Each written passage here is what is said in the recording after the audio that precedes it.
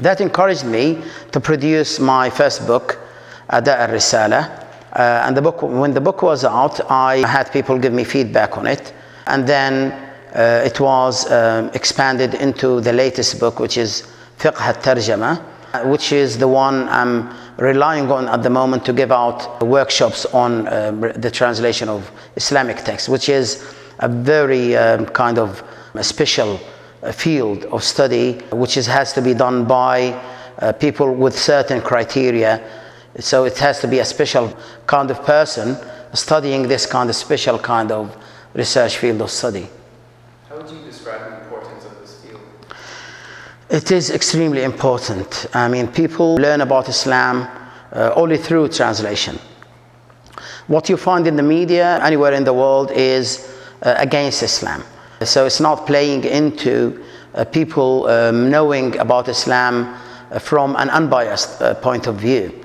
But these translations travel far and wide, and even very secluded areas, you would find in them Quran translations or translations of Islamic books, which were produced by an unbiased source. And they become Muslims.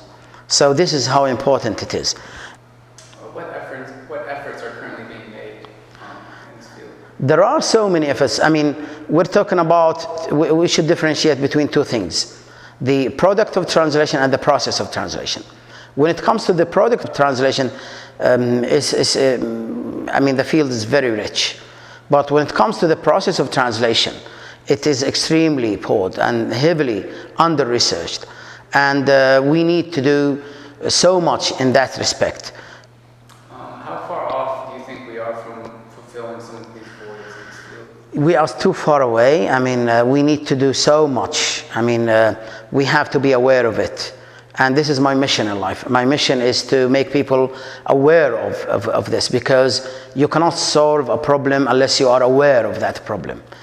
People are practicing without having the proper theoretical framework for it. And we have to make people aware of that kind of framework. And this kind of video is also an important way. It must just go a long way, into making people aware, and then move into asking about how to solve this kind of problem and overcome this kind of problem. And this is my mission.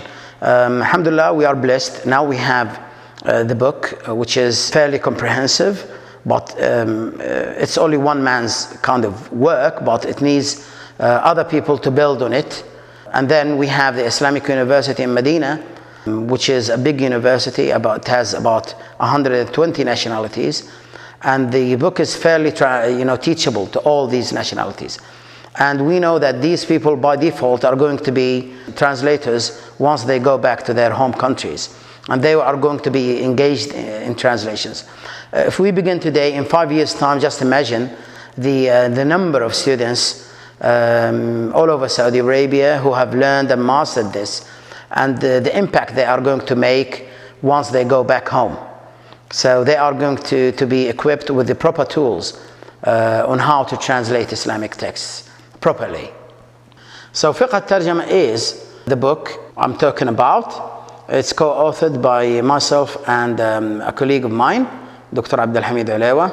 And the book basically takes you through all the levels of language, just to drive the point home that languages are totally different, beginning from the phonic, semantic, syntactic, and then you go up to the pragmatic and semiotic levels.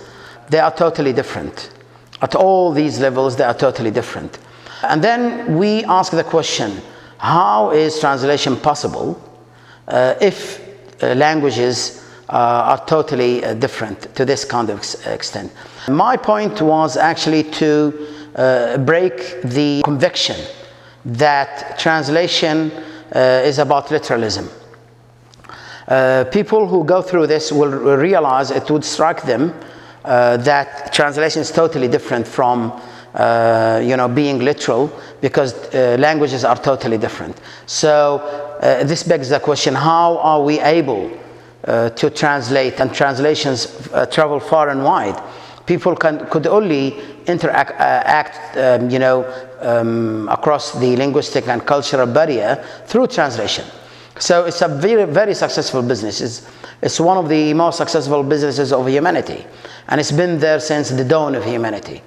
This is the point we make at the very beginning of the book. Then we say that in order to overcome this kind of lack of equivalence between languages, we have to think of translation differently. We're not talking about untranslatability, but rather we are talking about translatability. We think about the solutions that can be offered through translation. And these solutions are provided in terms of tools, in terms of ways of thinking, in terms of techniques and strategies of translation.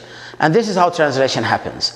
A novice translator would say there is a distinct divide between form and content, whereas an experienced translator thinks of them being running together, so much so that an experienced translator can actually keep some of the form as well as get across the meaning, which is the message, the purpose of the original communicator, without jeopardizing the form or even being too liberal with their translation and being too free with their translations. So it's doable, and this book says it all. This book is also about Islamic translations in particular.